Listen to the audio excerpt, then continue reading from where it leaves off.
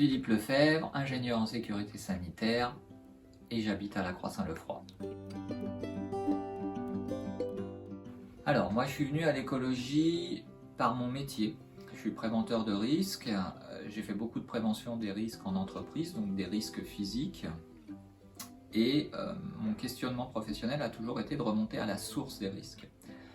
Donc quand on traite des risques physiques, on vient rapidement à traiter les risques psychosociaux en entreprise. Et puis quand on veut traiter un risque, il faut le comprendre. Donc j'ai cherché d'où venaient les racines des risques psychosociaux. Et ce faisant, je me suis aperçu que les déterminants qui amenaient les risques psychosociaux en entreprise étaient exactement les mêmes que ceux qui amenaient les risques climatiques et environnementaux. Et de là, je me suis intéressé à l'écologie. Je me suis emparé de ces questions et essayé de devenir acteur, plutôt préventeur du changement climatique qui s'annonce. Alors, j'ai pas fait de concession parce que une concession c'est quelque chose qui est pénible et moi ça a été une évolution suite à une prise de conscience.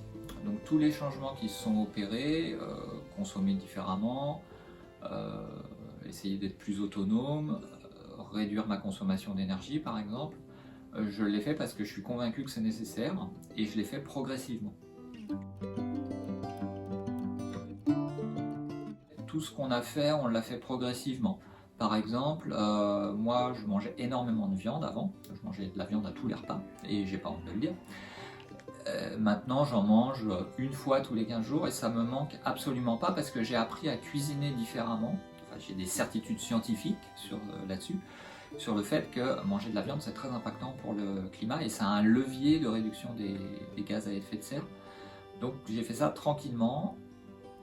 Et on a commencé par la viande et puis après on a enchaîné sur d'autres choses petit à petit. Voilà, donc c'est ce qu'on appelle la transition écologique et en termes de transition, même si cette transition va falloir l'opérer assez rapidement, il faut quand même le faire progressivement pour être sûr de ne pas aller à l'échec.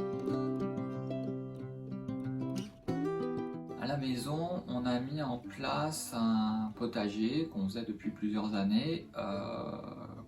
On le faisait de façon traditionnelle et on avait quand même un peu ravagé la terre. Donc on s'est mis au principe de permaculture et on a à nouveau un potager très producteur maintenant. C'est à peu près un quart, un tiers des émissions de gaz à effet de serre. Donc si on est autonome en alimentation, on joue vraiment de façon importante sur les gaz à effet de serre. L'autre grande part qu'on est en train de mettre en œuvre dans la maison, c'est la rénovation énergétique de la maison, parce que là encore, tout ce qui est consommation d'énergie, c'est à peu près encore un quart, un tiers des émissions de gaz à effet de serre. Donc je deviens acteur de la prévention du changement climatique par ces deux grands biais-là. Après, ce qui est difficile pour nous en milieu rural, c'est la voiture, parce que c'est très compliqué de se passer de la voiture, même si je suis cycliste et que j'aime beaucoup faire de vélo. Aller faire ses courses en vélo, ça devient vite problématique à la campagne, surtout quand il faut affronter deux grosses côtes pour rentrer chez soi.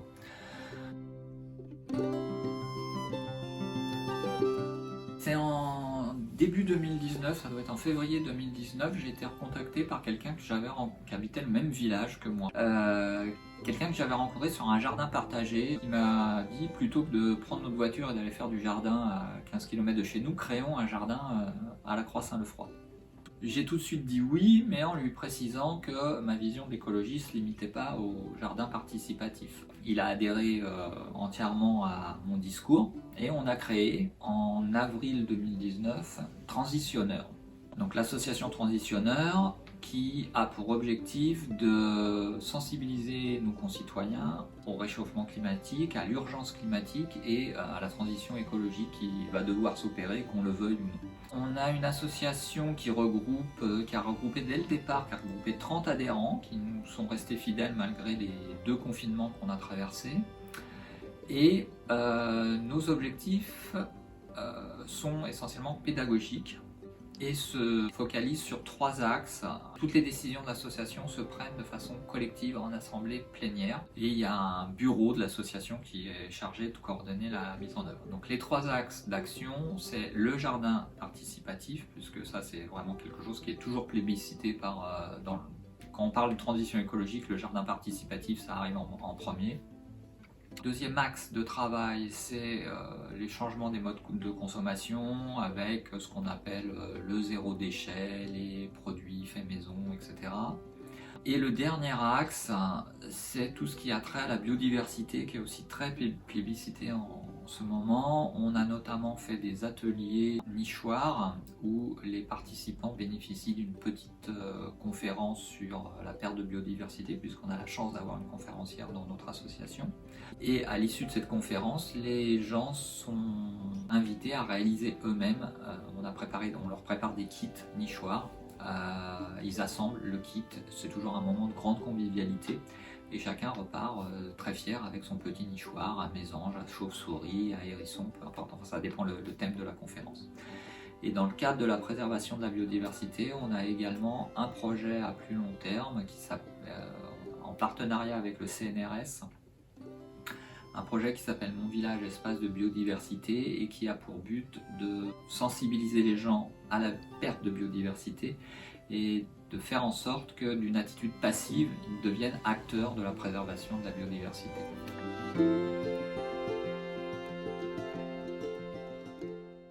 Pour nous, la principale difficulté d'organisation du jardin, ça a été les confinements, puisqu'on a eu la mauvaise idée de commencer notre jardin partagé toute fin février et 15 jours après on a été confinés. Donc le peu de travail qu'on avait effectué les 15 premiers jours a été complètement perdu. Et quand on a été déconfiné, il était tard pour faire certains semis. Donc on a fait ce qu'on a pu faire et ensuite on a enchaîné sur les vacances et les gens avaient besoin de partir en vacances. Donc avec le chassé-croisé des vacances, on a encore tenu une activité minimale au jardin.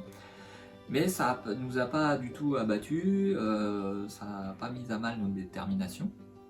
Et dès septembre, on a proposé une formation pour des jardiniers néophytes, une formation de 12 mois avec un rendez-vous mensuel pour apprendre à des jardiniers néophytes de créer leur jardin potager à partir de rien. Donc c'était vraiment pour des gens qui n'y connaissent rien et leur apprendre à construire pas à pas un jardin potager sur sol vivant.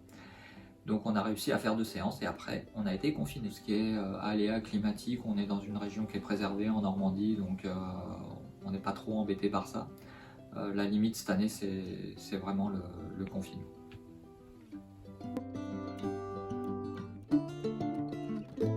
La visibilité de n'importe quelle association est cruciale à l'heure actuelle.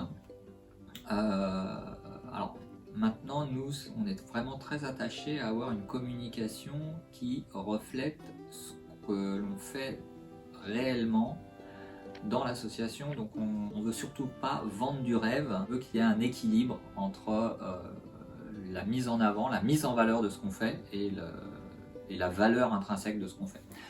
Alors évidemment, on a tout de suite monté un site internet puisqu'on a la chance dans l'association d'avoir des gens qui manient très bien ces outils-là, c'est leur métier. On a notre page Facebook et pour toucher un public plus jeune, on a également un compte Instagram. Voilà, mais ça c'est parce qu'on a la chance dans l'association d'avoir des gens qui maîtrisent très bien ces outils-là, en gardant à l'esprit qu'on est une petite association, on n'est pas France Nature Environnement. Donc faut aussi raison garder dans l'exploitation de ces outils, mais on a essayé de ratisser assez large, de balayer toutes les tranches d'âge, puisque Facebook ça va plutôt être les quadras et plus, le mail on monte encore dans les tranches d'âge, ainsi que les sites internet classiques. Donc on essaye de toucher le panel le plus large, un public le plus large possible, sachant que ce qui est très important, c'est que ce soit les jeunes qui se mettent à la transition écologique et pas les vieux comme moi.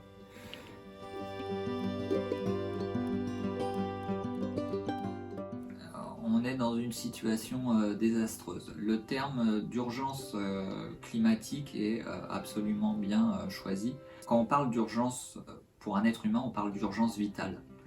C'est-à-dire que si on ne fait rien maintenant, l'individu va mourir. L'urgence climatique, c'est la même chose. Si on ne fait rien maintenant, c'est simple, on va mourir. Si la situation continue à se dégrader, la vitesse où elle se dégrade actuellement, à l'horizon 2100, alors quand même des chances que la planète soit absolument plus habitable, simplement. Il faut avoir conscience que ce phénomène, on ne va pas pouvoir l'enrayer en 2099 et agir en 2099 pour se sauver en 2100, ça sera trop tard. On peut faire un parallèle avec l'épidémie de coronavirus qu'on vit actuellement, qui se passe avec le changement climatique. Là, on est dans le bas de la courbe de l'exponentielle, donc on commence à sentir les prémices de ce réchauffement. L'année 2020 a été l'année la plus chaude depuis que les enregistrements climatiques des températures existent, et ça a été très sensible en 2020, ce réchauffement climatique, puisqu'il a fait très très doux tout au long de l'année.